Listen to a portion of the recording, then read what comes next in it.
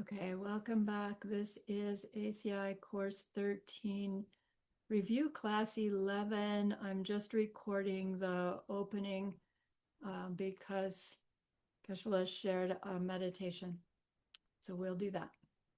So once again, let's gather our minds here as we usually do. Please bring your attention to your breath until you hear from me again.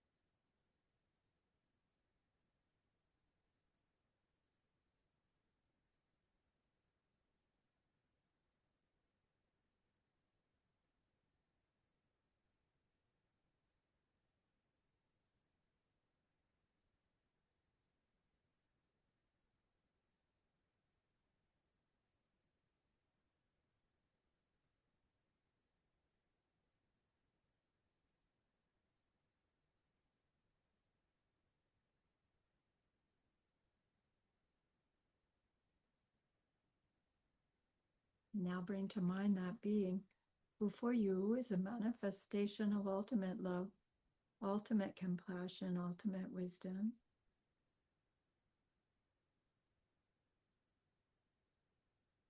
And see them here with you. They are gazing at you with their unconditional love for you, smiling at you with their holy great compassion.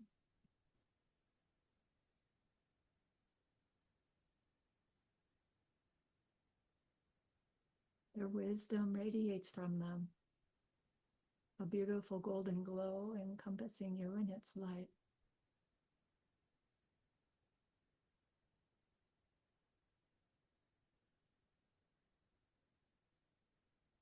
And then we hear them say, bring to mind someone you know who's hurting in some way.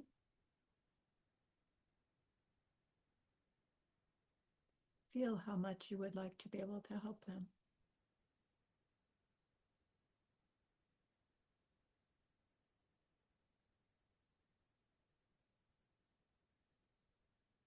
Recognize how the worldly ways we try fall short.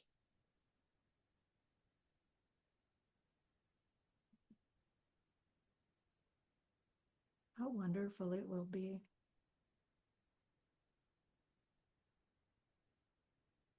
when we can also help them in some deep and ultimate way, a way through which they will go on to stop their distress forever. Deep down, we know this is possible.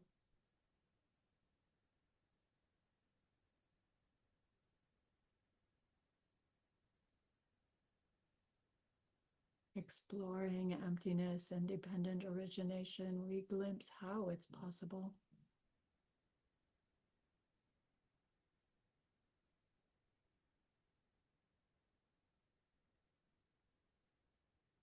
And so I invite you to grow that wish into a longing,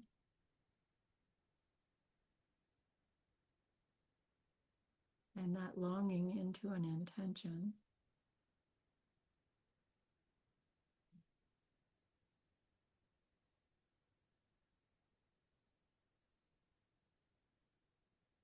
And with our intention strong, we turn our minds back to our precious holy being.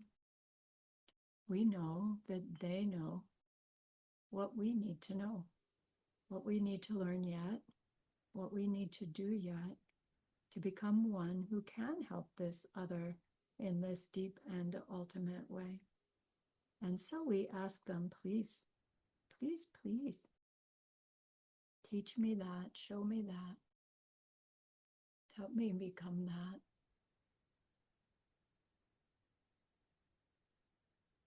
And they are so happy that we've asked. Of course, they agree. Our gratitude arises. We want to offer them something exquisite. And so we think of the pure world they are teaching us how to create. We imagine we can hold them in our hands, and we offer it to them, following it with our promise to practice what they teach us, using our refuge prayer to make our promise. Here is the great earth, filled with fragrant incense and covered with a blanket of flowers. The great mountain, 4 lands, wearing the jewel of the sun and the moon. In my mind, I make them the paradise of a Buddha and offer it all to you. By this deed, may every living being experience the pure world. Idam Guru Ratna Mandala Kam Niryatayami. I go for refuge until I am enlightened to the Buddha, the Dharma, and the highest community. Through the merit that I do in sharing in this class and the rest, may we reach Buddhahood for the sake of every living being. I go for refuge until I am enlightened to the Buddha, the Dharma, and the highest community. Through the merit that I do in sharing in this class and the rest, may we reach Buddhahood for the sake of every living being. I go for refuge until I am enlightened to the Buddha, the Dharma, and the highest community.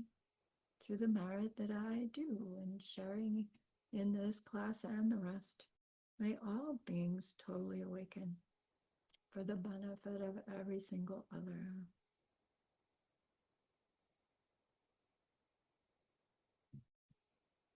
Okay, so before we settle in, from where you're seated, just look around your room from left to right, just so that you get in your mind those things that are there.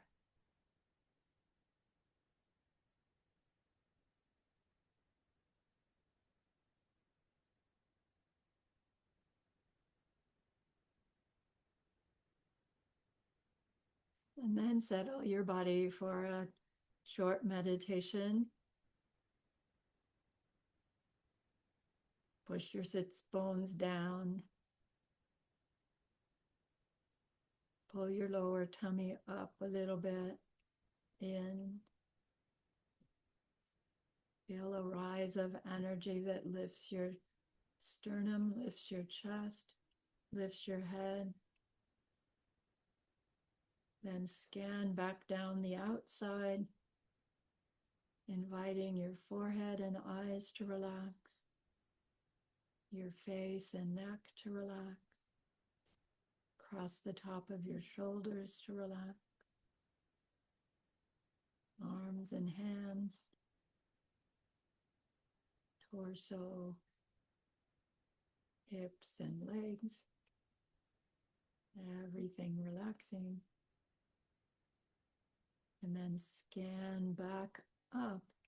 And with that scan again, feel this sense of energy helping to lift you.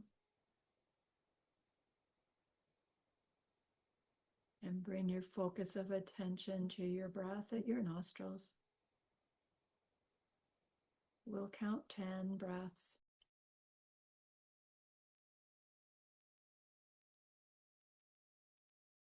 Holding the breath as the object to the best of your ability.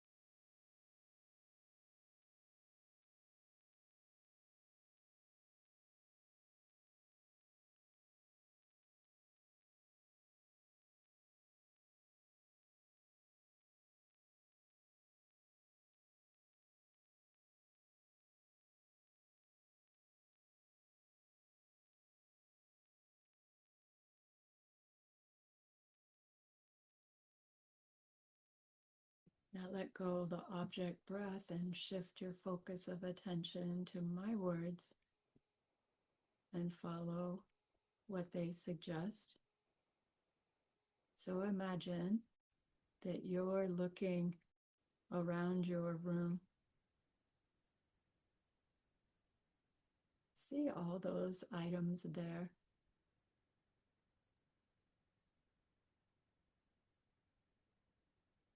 Feel your familiarity with them.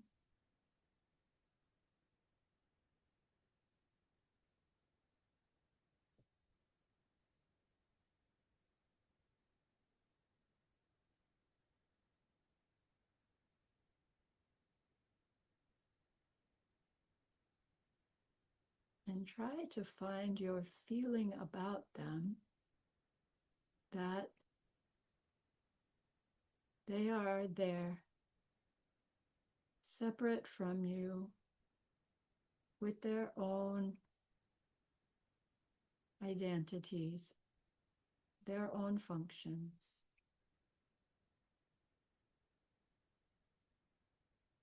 And they belong to you. Our ordinary relationship with those things in our room.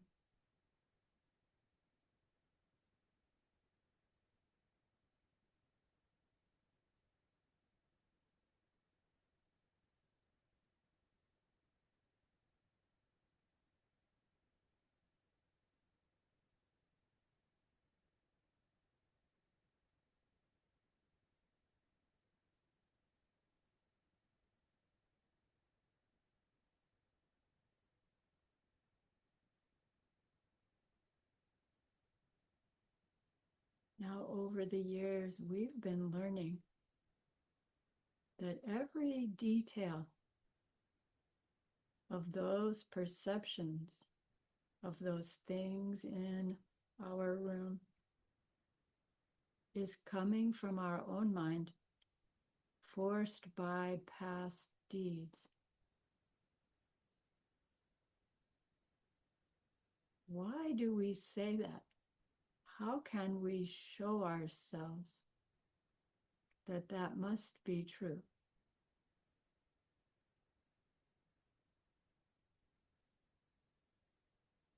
Because not everyone sees those things in the same way as we do. Not everyone feels the same way about those things as we do.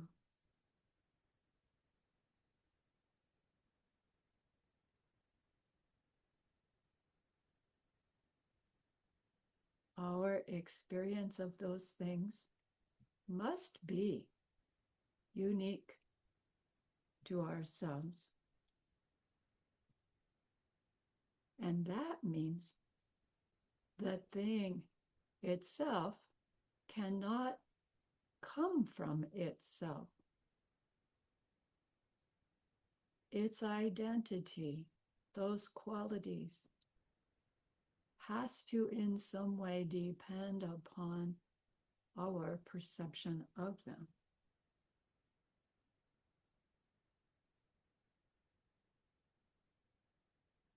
How do we know that? Because if that were not true, everyone would see and feel the same way about those things as we do. And they don't.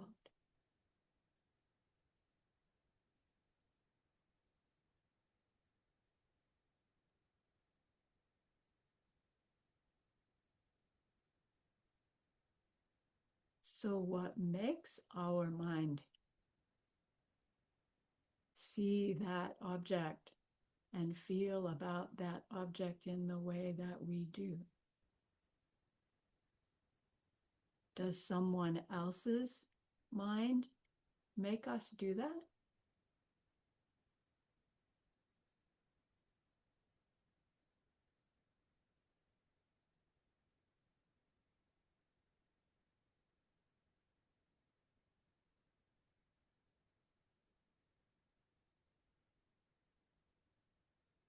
Even a Buddha's mind can't make us experience something.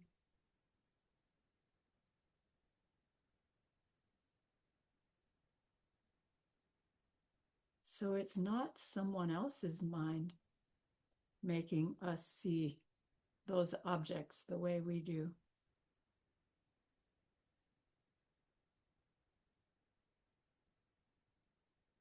But are we choosing to see those objects the way that we do?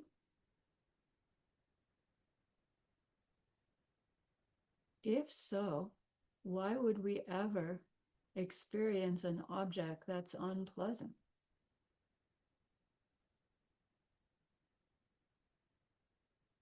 Our mind making those objects is not by choice.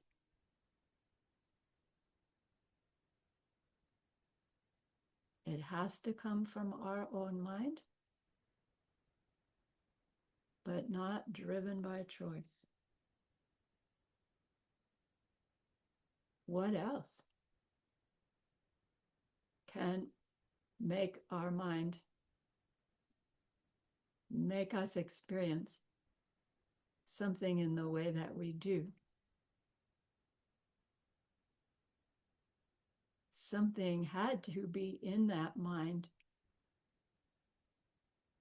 in order to bring about that experience, does it not?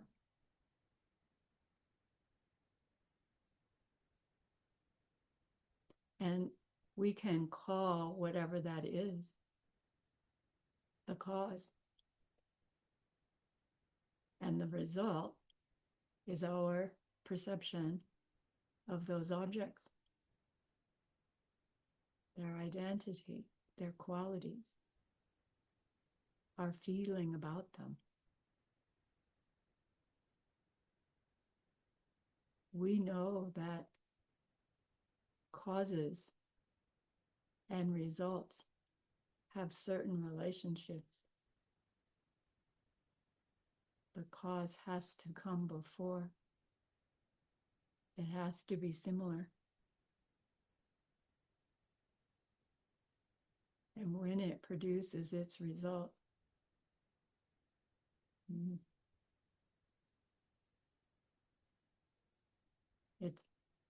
it ceases. And when the power of the cause ceases entirely, so does the result.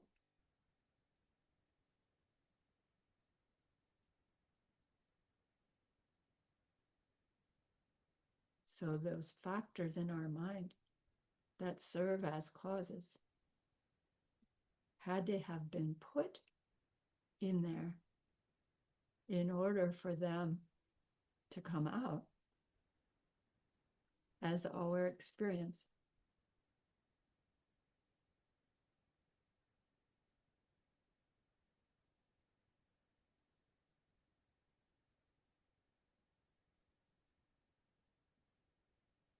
What we are told is that our past deeds towards others are the input, and our experience, me and my world, are the resultant output.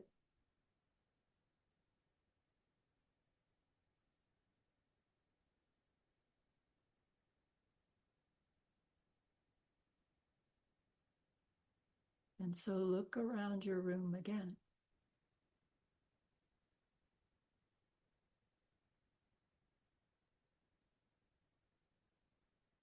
Feel that sense, those objects are out there.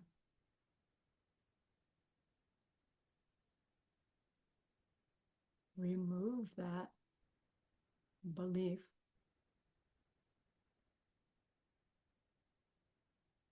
Find just one thing that is not coming from your own past deeds.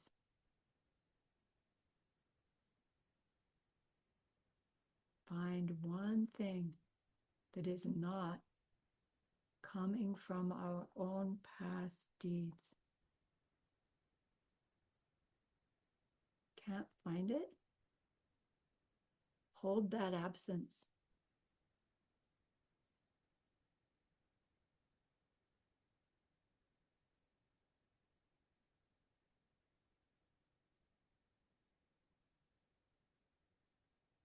Something will pop into your mind. Whatever pops in, ask again, what of that is not coming from my own mind? Feel the absence. Hold it.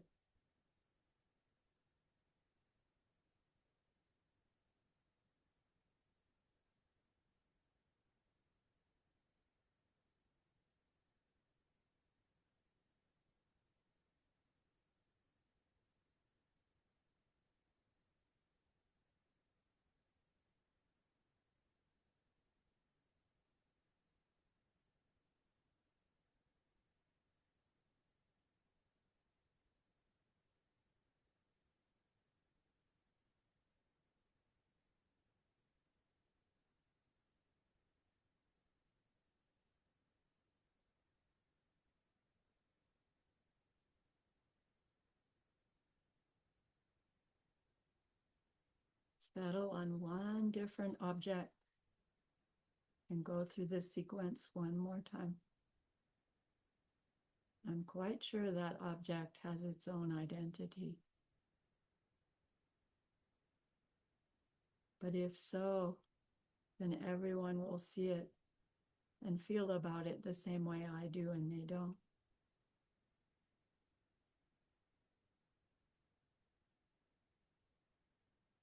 And so my perception of it is unique to me, forced on me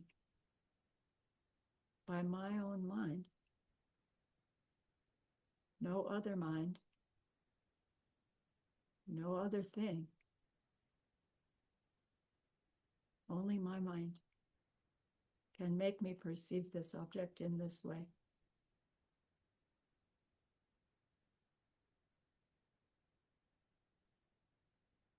Where did that force that's in my mind come from? Previous moment of mind somewhere along the way.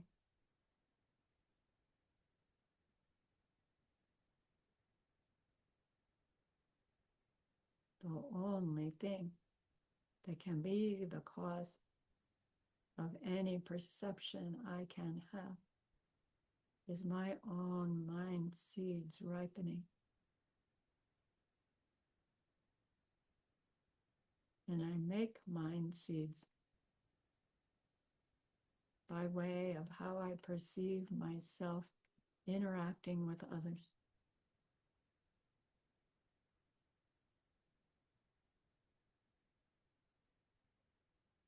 So I try to show myself something that does not exist in that way and come up empty-handed.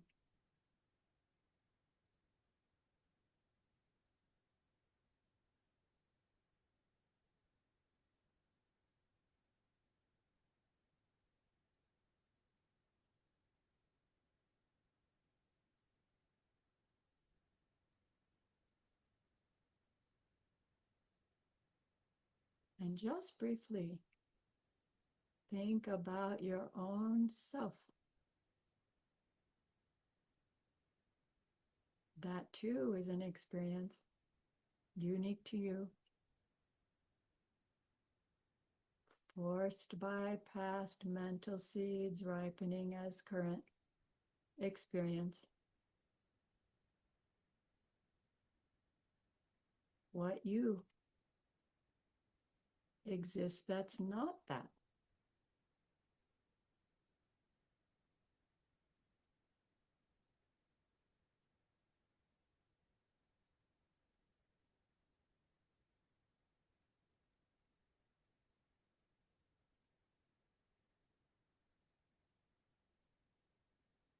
And bring your awareness back to being in your body, in your room. Dedicate this short exploration to helping someone you know get a clearer understanding of where their distress comes from, so they can get a clearer understanding of how to stop it. And then when you're ready, open your eyes, take a stretch.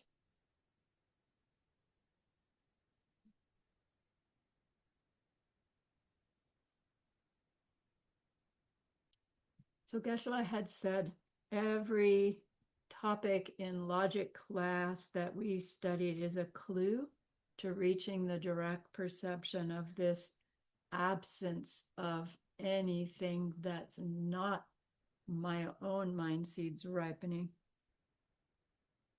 by teaching us how we do and don't experience things, perceive things. That all this whole course is full of clues. So he said, do your final soon. Then work on that idea of subtle impermanence. Review that difference between takpa and mitakpa. Then work on quote car, the car, that car, my car, your car. Right? Work on the difference between those things. Then slide into the emptiness of that car or the car. Specific car, find its emptiness.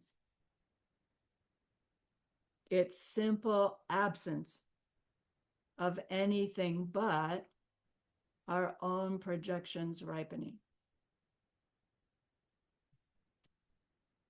I see Janet laughing. I appreciate that. Say, in my mind, when I get that glimpse of there's nothing but, my first impulse is to laugh. I don't know why. But then it pops me up, right? Because it's like, I'm laughing. Why am I laughing? Why is that amusing? Right? And then I'm at it again. Where's any moment of all of that words that's not coming out of my own mind? Makes me laugh again, because it's so absurd what we do, what we believe, and you can't help but believe it. So anyway, I hope that's why Janet's laughing. She just got it. I'm going to choose to believe that. Don't tell me differently. All right, I'm stopping the recording because I am handing me over to you, my teachers. You're going to prepare me to take that final exam of this course 13. All right, stopping recording now.